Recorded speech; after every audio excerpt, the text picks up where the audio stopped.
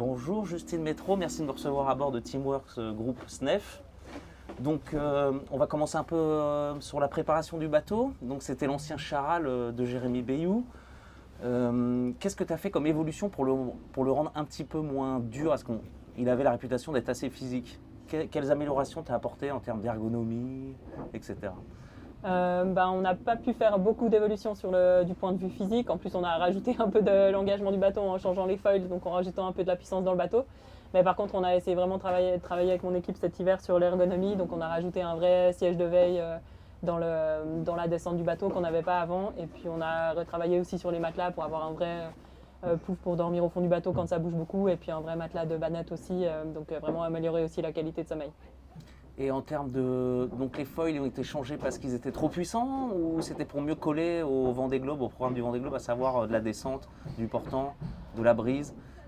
Non, on a essayé d'améliorer globalement les performances du bateau, de gagner en stabilité et puis aussi de remettre un peu le bateau au goût du jour parce que les foils du bateau ils dataient de 2018, donc voilà, ils avaient l'âge du bateau, donc 6 ans. À l'époque, Charal 1 c'était un des premiers grands foilers, donc il y a eu beaucoup d'évolution aussi au niveau de l'architecture et du dessin des foils ces dernières années, beaucoup d'amélioration des connaissances des architectes aussi à ce niveau-là. Donc voilà, on a essayé de regagner un step de performance et de pouvoir gommer un peu le désavantage qu'on avait par rapport aux bateaux plus récents. Donc aujourd'hui, avec tes foils, l'ergonomie donc qui permet d'économiser le marin, etc., est-ce que tu as atteint des moyennes qui sont semblables aux dernières générations? Est-ce que tu t'en rapproches? Je pense qu'on s'en rapproche, je pense qu'on n'arrive pas tout le temps à être à leur niveau. Voilà, je pense que ça reste compliqué avec un bateau plus ancien de retrouver le niveau des bateaux une génération d'après. Mais par contre, on a quand même bien amélioré les performances du bateau, au près, au reaching, donc ça nous permet de perdre un peu moins dans ces phases-là et de potentiellement pouvoir rester un peu plus dans le jeu sur le Vendée Globe. Et sur le centrage des poids, parce que je crois qu'on a le droit à 4 ballasts Ouais. par bateau, est-ce que vous y avez touché ça ou c'est top secret? C'est resté Non, identique? c'est resté identique parce que structurellement pour nous ce serait trop compliqué de faire des changements à ce niveau-là. D'accord. Et sur le plan de voilure, il y a eu des modifs? Non plus, on est vraiment resté dans la lignée de ce qu'avaient fait Jérémy et le team Charal, vu qu'on a récupéré aussi leur jeu de voile pour commencer à naviguer. Donc après on est vraiment reparti de cette base-là. Donc là au Vendée, tu auras tes voiles à toi, c'est pas l'ancien jeu de voile, là tu te refais faire des voiles. Aujourd'hui on court encore avec certaines des anciennes voiles, mais par contre on fait quasiment un jeu de voile neuf pour le Vendée Globe, pour être sûr de partir avec des voiles qui tiendront le coup aussi sur une course comme celle-là.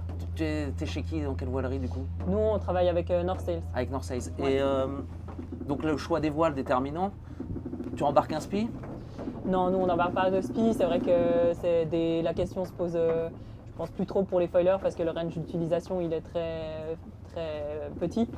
Par contre la question se pose sûrement plus pour les bateaux à dérive, mais voilà, c'est pas. En tout cas nous on n'a pas fait ce choix-là. Donc vous, vos choix vont s'orienter sur Grande Genac au Cap-Plage, c'est ça, c'est sur les. Voilà, on sait qu'on a du coup 4 voiles de portant à choisir, pour essayer de couvrir un peu les différentes conditions qu'on va rencontrer sur le Vendée. Et c'est un peu top secret ça.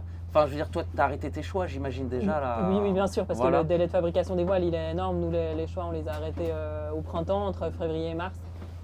Pour qu'il y ait le temps que les voiles soient fabriquées, peintes et qu'on puisse les valider. Donc les choix ils sont arrêtés depuis longtemps.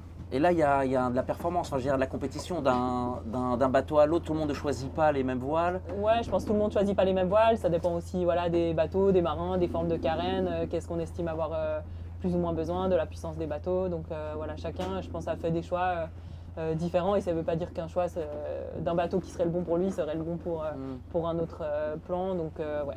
Disons que toutes les courses que tu as faites avant, ça a permis de valider un certain nombre de choix, quoi. Bien sûr, ouais, ça permet par contre de se faire une idée, des choix de voile à faire et d'essayer de mieux choisir. Après c'est toujours un peu des paris parce qu'on ne sait pas exactement quelles conditions on va rencontrer sur le tour du monde et puis peut-être qu'il y a une voile qu'on a faite en pensant bien faire et qu'au final elle sera peu utilisée. Donc il y a toujours un peu une part d'inconnu quand même par rapport à des décisions qui sont prises pendant l'hiver précédent le Vendée Globe. D'accord. Aujourd'hui, tu connais bien ton bateau. Tu dirais les points positifs et les points négatifs? Oui, je connais bien le bateau. Je pense que les points positifs, c'est la fiabilité, parce que c'est un bateau qui a déjà fait le Vendée Globe précédent, qui avait été Structurellement, je dirais, il est bien très préparé. fiable. T'as pas eu de mauvaises surprises? Il est fiable. Après, voilà, on sait que les coques, elles fatiguent quand même un peu d'année en année. Donc, oui, nous, on a quand même dû reprendre quelques endroits depuis qu'on a le bateau. Le fond de coque, c'est ça? Voilà, ouais, de fond de coque. Mais bon, je pense qu'on a eu moins de problèmes que certains autres bateaux ou que les bateaux plus récents. Mais voilà, c'est un peu un travail continu quand même sur les bateaux pour les maintenir à niveau. Et puis, il y a quand même du vieillissement qui se passe au niveau du composite aussi des bateaux. Donc il était en chantier, j'imagine là, il a dû être remis à l'eau, il n'y a pas...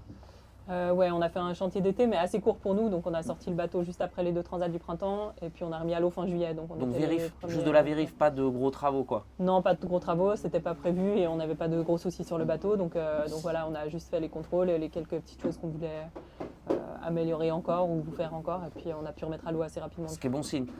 Ouais, ce qui est bon signe. En tout cas, voilà, c'était chouette de pouvoir remettre à l'eau assez tôt, de pouvoir cocher des cases assez rapidement aussi. Donc ouais, c'était une bonne chose. Et le petit point faible, s'il y en a sur ce bateau?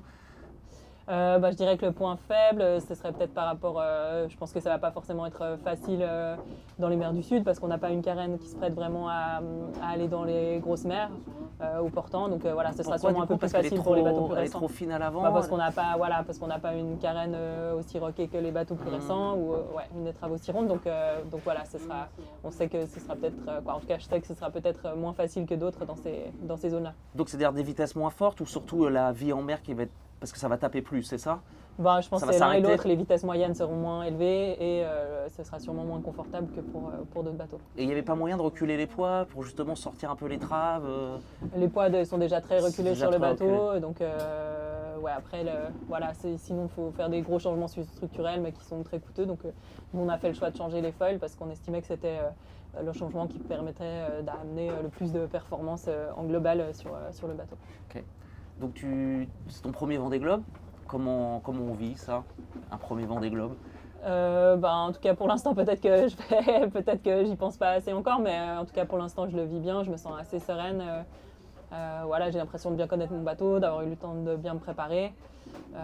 Et puis j'ai eu la chance de déjà faire le parcours aussi en équipage, donc je pense que ça permet d'y aller aussi plus sereinement. Et quel podium, quelle place? Bon, j'imagine... Ouais, moi je fais jamais de pronostic de résultats. Je pense que c'est compliqué en plus à faire sur un Vendée Globe parce qu'on sait qu'il y a toujours, il peut y avoir toujours des aléas. La course se passe un peu toujours différemment que des prédictions. Donc voilà, moi j'ai toujours plutôt des objectifs de travail. Je me concentre sur la manière dont j'ai envie de naviguer. C'est le cas pour toutes les courses que j'ai faites jusqu'à présent et ce sera le cas aussi pour le Vendée Globe. D'accord. Écoute, merci beaucoup. Merci.